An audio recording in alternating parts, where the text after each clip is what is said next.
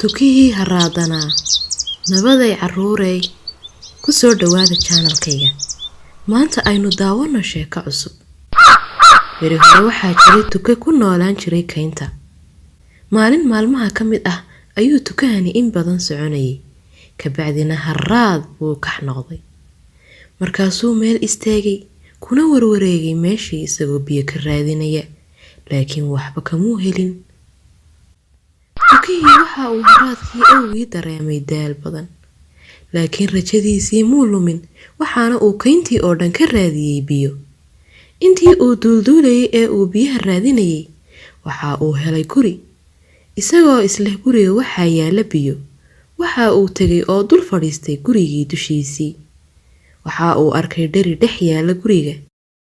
Waxa uu markiiba u soo duulay xaggii dheriga, waxaana uu ku dhex arkay gurigii, laakiin waxa uu arkaa in biyo aad u yari ku jiraan dheriga. Waxa uu aad ugu farxay in uu arko biyo, laakiin biyuhu gunta ayay joogeen, mana uu awoodayn in uu gaadho biyaha. In badan ayuu fikray, isla markiibana waxa uu helay fikrad. Haddii aan dhagaxaan qururux ah ku guro dheriga, waxa laga yaabaa in biyuhu kor u soo kacaan, markaa waan cabbi karaa. Tukihii ayaa ku fikiray. Isla markii uu sidaa ku fikiray, waxa uu bilaabay inuu raadiyo dhagaxaan qururux ah. Waxa uu arkay dhagaxaantii oo meel dhow taala. Waxa uu ag tagay dhagaxaantii qururuxa ahaa, waxaana uu bilaabay inuu dhagaxaanta afkiisa marba mid ku soo qaado. Waxa uu dib ugu soo duulay dherigii, waxaana uu ku dhex tuuray dherigii. Biyihii ayaa in yar kor u soo kacay, laakiin weli muu awoodayn inuu gaadho biyaha. Rajadiisii muu lumin, ee marba xabad dhagax ah ayaa uu soo qaaday oo ka buuxinayay dherigii. Kadib waqti dheer oo uu dhagaxaantii qururuxa ku ridayay, biyihii ayaa kor u soo kacay. Tukihiina waxa uu dareemay farxad badan, waxaana uu cabbay biyihii ilaa calooshii uu ka buuxiyay. Sidoo kale waxa uu u yeeray dhammaan saaxiibadiisii ay biyaha u cabbaan. Shimbiro badan ayaa yimi, biyihii ayay cabbeen, waxayna u mahadnaqeen tukihii, kadibna way duuleen. Bal carruuray eega tukahan fariidka ah ee caqliga badan ee ku guulaystay wixii uu doonayay. Adiga qudhaadu waa inaad xikmadaada si fiican u isticmaashaa si aad ugu guulaysato inaad hesho waxaad doonayso.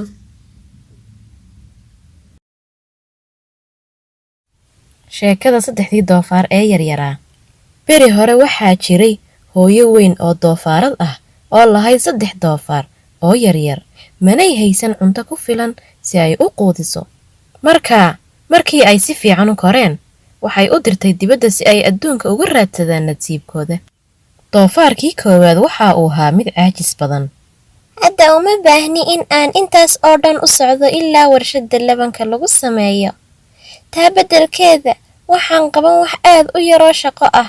Intaa kadibna gelinkayga dambe oo dhan waan iska nasan. Haba yaraatee, muu doonayn inuu shaqeeyo. Sidaas darteed wuxuu gurigiisii ka dhistay caws. Doofaarkii labaad waxa uu qabtay waxoogaa shaqo ka yara adag, laakiin sidoo kale isaguna waxa uu ahaa iska caajis. Hadda uma baahni in aan intaas oo dhan u socdo ilaa warshadda labanka. Uluhu way ka xoog badan yihiin cawska. Waxaan u malaynayaa in ay iyagu shaqada qaban doonaan, laakiin si kastaba ha ahaatee, aad baan u daalanahay hadda. Taa beddelkeeda waxaan qaba shaqo aad u yar. Intaa kadibna gelinkayga dambe oo dhan waan iska nasan. Wuxuuna ka dhisay gurigiisii ulo. Dabadeedna waxay bilaabeen heeso iyo qoobka ciyaar. Waanay iska boodboodeen oo ciyaareen maalinta inta ka hadhay oo dhan. Doofaarkii saddexaad waxa uu shaqeeyay maalintii oo dhan, oo waxa uu gurigiisii ka dhisay leban. Waxa uu ahaa guri adag oo dhammaystiran oo leh meesha guriga lagu kulayliyo iyo meesha qiiqa wax lagu kariyo ka baxo. Wuxuu u muuqday mid iska celin karaya dabaylaha ugu xooggani haddii ay dhacaan. Maalintii xigtay, Yey ayaa doonay inuu ka tallaabo dariiqii yaraa ee ahaa meesha ay 3 doofaar ee yaryar raadkoodu ku yaalay. Wuxuu ugu horrayntii arkay doofaarkii koowaad gurigiisii cawska ahaa. waxaana uu sanka la raacay waxa gudihiisa ku jira. Doofaar! Wuu qayliyey. Doofaarkaa yari wuxuu ii noqon doonaa casho macaan oon caawa ku casheeyo. Intaa kadib waxa uu garaacay albaabkii waxaanuu ku qayliyey, doofaarka yarow, doofaarka yarow, iga fur aan soo galee, iga fur aan soo galee. maya maya maya maya ma dhici karto, xaqiiqatan waa barkuma taal. Dabadeed yeygii ayaa tusay ilkihiisii oo yidhi, waaban afuufi, haddana waan afuufi, gurigaagana dhulkaan la simi. Markaa wuu afuufay oo afuufay, gurigiina dabayshuu raaciyey. Yeygii afkiisii ayuu aad u kala waaxay, bahal qaniinyo ahna xoog buu ugu qabtay hoos. Laakiin doofaarkii yaraa ee koowaad wuu ka baxsaday yeygii, wuxuuna intii karaankiisa ahayd uga cararay si uu isugu qariyo guriga doofaarkii yaraa ee labaad. Yeygii wuu ka daba tegey isagoo eryaday suqduudkii yaraa ee gurigii ulaha ka samaysnaa. Wuxuu uriyey doofaarada gudaha ku jira. Mar kalena afkiisii ayaa bilaabay inuu dhareeriyo, isaga oo ka fikiray cashada macaan ee ay u noqon doonaan. Dabadeed albaabkii ayuu garaacay oo wuxuu yidhi, doofaarada yaryarow, doofaarada yaryarow, iga fura aan soo galee, iga fura aan soo galee. maya maya maya maya ma dhici karto, xaqiiqatan waa barkuma taal. Intaa kadib yeygii ayaa tusay ilkihiisii oo yidhi, waaban afuufi, haddana waan afuufi, gurigiinana dhulkaan la simi. Markaa wuu iskala xayday oo afuufay, gurigiina dhulka la simay. Waxaana labadii doofaar ee yaryaraa isa soo hor tubeen yeygii cabsida lahaa. Yeygii wuxuu isku dayey in uu labada doofaar isku mar qabto, laakiin wuxuu ahaa mid hunguri weyni qaaday. Daamankiisii waaweynaana waxba may qaban, wuxuuse noqday mid hawada qaniina. Labadii doofaar ee yaryaraana cagahay wax ka dayeen, waxaanay miciinsadeen qoobabkoodu intii ay kari karayeen. Yeygii wuxuu eryaday doofaaradii suqduudkii yaraa, waxaanay kaga baxsadeen dirqi iyo tuxun. Laakiin labadoodiiba waxay daf yidhaahdeen aqalkii labanka ahaa. Isla markiiba waxay qab ka soo siiyeen albaabkii ka hor intii aanu qaban yeygii. Waxay saddexdii doofaar ee yaryaraa isku urursadeen gurigii, iyagoo la gariiraya baqasho ay ka baqanayeen yeyga dibadda taagan.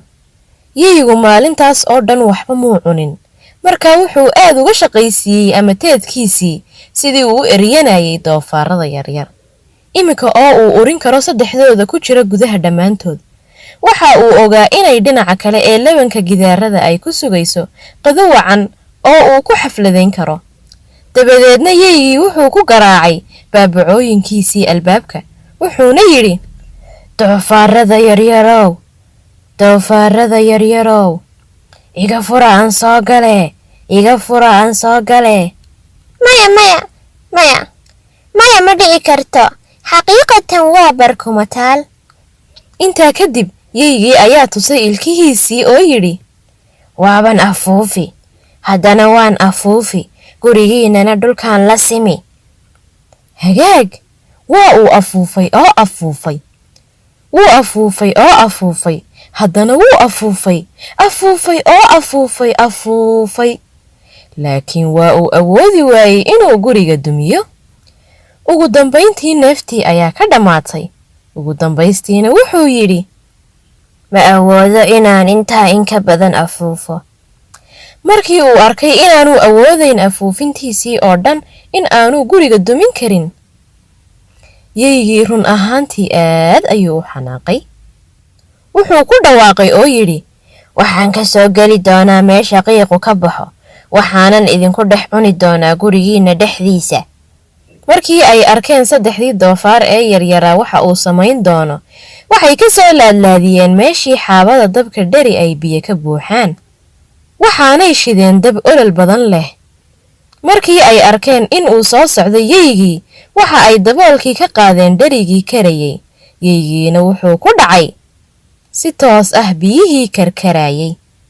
Doofaarkii yaraa ayaa si dhaqso ah ugu xidhay daboolka. Taasina waxay ahayd dhammaadkayaygii weynaa ee xumaa.